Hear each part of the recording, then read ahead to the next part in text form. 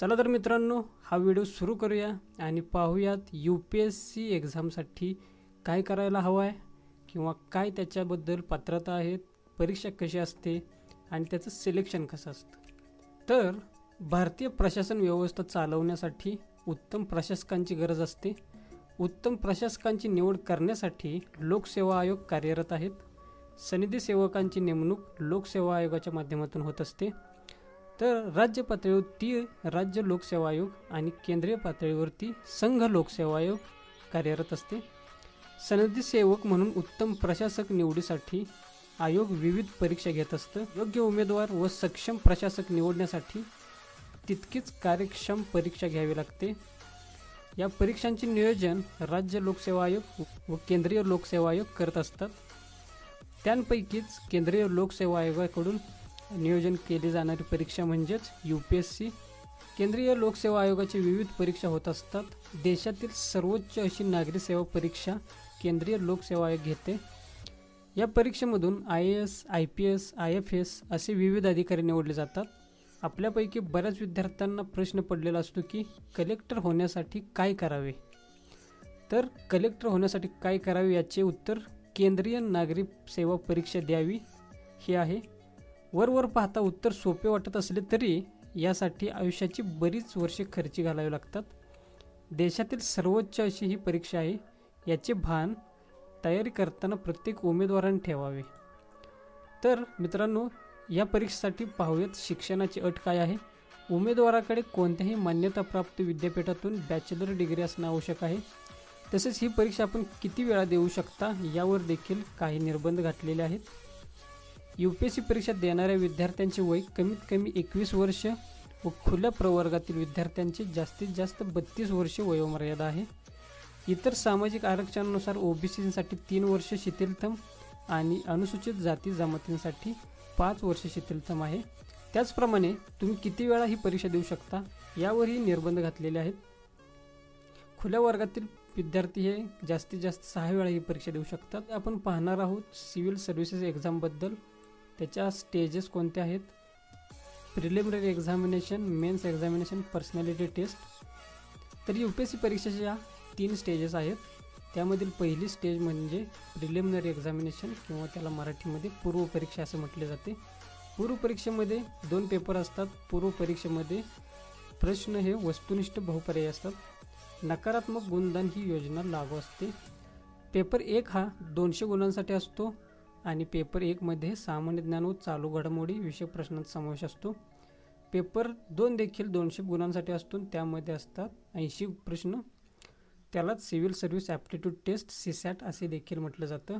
या ठिकाणी तुम्ही पाहू शकता पेपर क्रमांक 1 सामान्य ज्ञान, त्यासाठी GS म्हटलं जातं।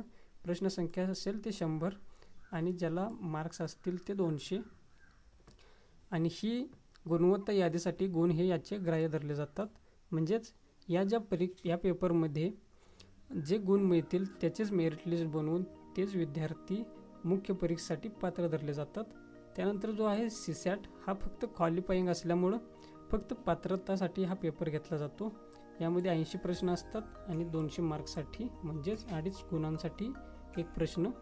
यासाठी ही 2 तास वेळ मिळतो आणि हा फक्त पात्रता पेपर असतो, म्हणजे यामध्ये फक्त आपल्याला 66 मार्क्स हे मिळवावे लागतात। या ठिकाणी आपल्याला जो प्रिलिमिनरी एक्झाम आहे पूर्व परीक्षा, याचा पूर्णपणे सिलेबस देण्यात आलेला आहे। पेपर पहिल्यामध्ये जे आपल्याला सिलेबस असणार आहे ते या ठिकाणी पहा। Current events, history, Indian and world geography, Indian polity and governance, economic and social development, general issues and environmental, general science, ह्या सर्व जे प्रश्न आहेत किंवा हे जे घटक आहेत याच्यावरती 100 प्रश्न विचारले जातील 200 मार्क्ससाठी। आणि पेपर सेकंडमध्ये पहा comprehension, interpersonal skill including communication skill, logical reasoning, decision making, general mental ability, basic numeracy and data interpretation, हे जे सर्व आहेत ते 200 गुणांसाठी विचारले जातात आणि यामध्ये असतील ते 80 प्रश्न आणि हा फक्त क्वालिफाईंग नेचरचा पेपर असेल। तर मित्रांनो, पुढे आपण पाहणार आहोत स्टेज सेकंड मेन्स एक्झामिनेशन। पूर्व परीक्षेत उमेदवारांना मिळालेल्या गुणांच्या आधारे मुख्य परीक्षेचे नियोजन केले जाते। पूर्व परीक्षेत उत्तीर्ण होणाऱ्या विद्यार्थ्यांना मुख्य परीक्षेसाठी पात्र ठरतो मुख्य परीक्षेमध्ये एकूण 9 पेपर असतात. हे सर्व पेपर वर्णनात्मक असतात. 9 मधील भाषाविषयक 2 पेपर असतात. म्हणजे यामध्ये पहा 9 पेपर हे तुम्हाला डिस्क्रिप्टिव्ह प्रकारचे असणार आहेत. त्यामध्ये पेन आणि पेपरचा यूज करून तीर्णाचे प्रश्न सोडवावे लागतात. त्यामधील 2 असतात ते भाषाविषयी, इंग्रजी भाषा व एक प्रादेशिक भाषा. 300 आणि 300 गुणांचे भाषा विषय असतात. भाषा विषयाच्या पेपरमध्ये मिळणारे गुण फक्त मेरिटसाठी गणले जात नाहीत. म्हणजे हे फक्त पात्रता पेपर आहेत. म्हणजे इंग्रजी भाषा ही कंपल्सरी असते आणि त्याच्यासोबत एक प्रादेशिक भाषा तुम्ही जी निवडाल ती, आणि हे फक्त पात्रतेसाठी असतात. म्हणजे या 2 पेपरमध्ये तुम्ही जर पास झालात तरच पुढचे पेपर चेक केले जातात. मात्र या 2 पेपरचे मार्क्स तुमच्या गुणवत्ता यादीमध्ये धरले जात नाहीत. UPSC परीक्षेची गुणवत्ता यादी मुख्य 7 लेखी पेपरवरती आधारित असते. 7ही पेपर 250 गुणांचे असे एकूण 1750 गुणांची ही परीक्षा असते. तर मित्रांनो, पाहूयात ह्या मेन्स एक्झामिनेशनला काय आहे डिटेल्ड सिलेबस. पेपर पहिला निबंध लेखन, यासाठी 250 मार्क्स असतील. दुसरा सामान्य ज्ञान फर्स्ट किंवा सामान्य ज्ञान 1, यासाठी सुद्धा 250 असतील. तिसऱ्याला सुद्धा सामान्य ज्ञान 2, 250 मार्क्स असतील. अशा प्रकारे 1 ते 4 सामान्य ज्ञानाचे जे पेपर्स असतील त्यांना 250 गुण असतील. म्हणजे हे 4 पेपर्स मिळून तुमचे होतात 1000 गुण. आणि त्याचप्रमाणे 2 वैकल्पिक विषय निवडावे लागतात, त्याचे होतात ते 500 गुण. आणि जो निबंध असतो त्याच्यासाठी 250 गुण. असे सर्व मिळून 1750 गुण होत असतात.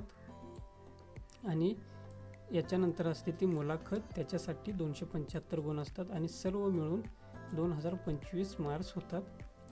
आणि या सर्व 2025 मार्कपैकी जे गुणवत्ता यादी तयार केली जाते, या 2025 या मार्क्सवरती तयार केली जाते.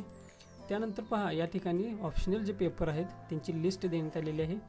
UPSC पेपरसाठी जे 2 पेपर असतील ऑप्शनल सब्जेक्टचे, यांपैकी कोणतेही तुम्ही एक सब्जेक्ट चूज करू शकता.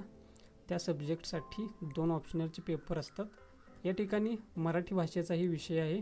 तुम्ही मराठी लिटरेचर किंवा मराठी वाङ्मय हे सुद्धा तुम्ही घेऊ शकता. किंवा तुम्ही जो पदवीला विषय असेल, उदाहरणार्थ इतिहास, भूगोल, या प्रकारे सुद्धा तुम्ही या ठिकाणी ऑप्शनल घेऊ शकता. जे सायन्सचे विद्यार्थी असतील त्यांना chemistry, physics, mathematics, biology, botany असे सुद्धा तुम्हाला सब्जेक्ट घेऊ शकता. ॲग्रिकल्चरचे जे विद्यार्थी असतील त्यांना agriculture, botany, animal husbandry, zoology इत्यादी सुद्धा तुम्ही सब्जेक्ट घेऊ शकता. किंवा हे जर सब्जेक्ट तुम्हाला अवघड जात असतील तर तुम्ही पॉलिटिकल सायन्स, पब्लिक ॲडमिनिस्ट्रेशन हे देखील तुम्ही विषय घेऊ शकता. या परीक्षेची 3री स्टेज म्हणजे पर्सनॅलिटी टेस्ट म्हणजेच मुलाखत. तर 1750 गुणांसाठी जेव्हा मुख्य परीक्षा होते त्यामधून जे पात्र उमेदवार असतात त्यांची मुलाखत घेतली जाते. आणि ही मुलाखत 275 गुणांसाठी असते. आणि ही मुलाखत आहे ती देशाच्या राजधानीच्या ठिकाणी म्हणजेच नवी दिल्ली या ठिकाणी घेतली जाते. नवी दिल्लीमध्ये जे UPSCचं मेन आहे ढोलपूर हाऊस या ठिकाणी यांची मुलाखत होते. मुख्य परीक्षा आणि मुलाखत यांची एकत्रित गुणांक्रमी यादी तयार केली जाते. आणि जेवढ्या जागांसाठी UPSC परीक्षा जाहीर केली होती तितक्याच जागा गुणवत्ता यादीतील उमेदवारांच्या माध्यमातून भरल्या जातात. तर मित्रांनो, ही होती सर्व UPSC या परीक्षेबद्दल माहिती. आम्हाला आशा आहे की याच माहितीचा तुम्हाला नक्कीच उपयोग होईल आणि जास्तीत जास्त विद्यार्थी या अभ्यासक्रमाला किंवा या प्रक्रियेला समजावून घेऊन परीक्षेसाठी अभ्यास करतील. योग्य मार्गदर्शन, प्रभावी अभ्यास, वेळेचे नियोजन आणि सातत्यपूर्ण सराव या आधारे UPSC परीक्षा एक मराठी विद्यार्थीसुद्धा सहजतेने पास होऊ शकतो. जिद्द, चिकाटी आणि महत्त्वाकांक्षेच्या आधारे परीक्षेला सामोरे जा. आमच्या शुभेच्छा तुमच्या पाठीशी आहेत. धन्यवाद.